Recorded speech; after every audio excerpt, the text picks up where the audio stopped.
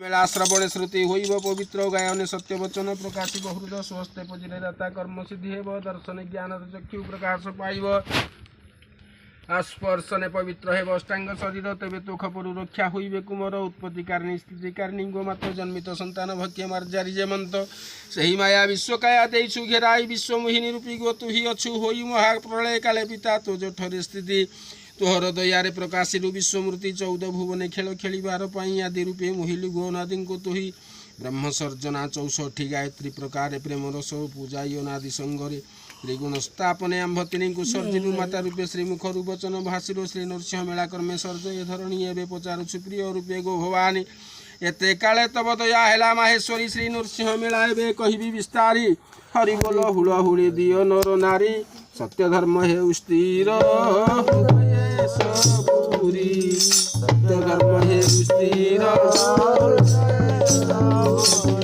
गो भवानी एवं ईश्वर कहती भक्त जने एक मने शुण दे मती जेते बेले अनादि बीर्जु आम्भेतिनी जन्म हेलु स्वर्ग मर्त्य पाताल को घेनी देखिलु जे नभ पंचभूत छंती रही पशु पक्षी कीट पतंगादि केही नाही भ्रमिलु सारा भुवन सहस्र वर्षर कहीं न देखिलु पंचभूत विनार लेउटिलु श्रम पाई वैकुंठ भुवन आदि अनादि पादे करिलु प्रणाम पादे पड़ी उठी कर जोड़ी उभा हेलु हे अच्युत हे अनंत बोली स्तव कलु जोगमाया कले दया पुत्र बोली भले कोले नहीं महामाई चुंबदान देले भुंजिबा को देले माय अमृत रसर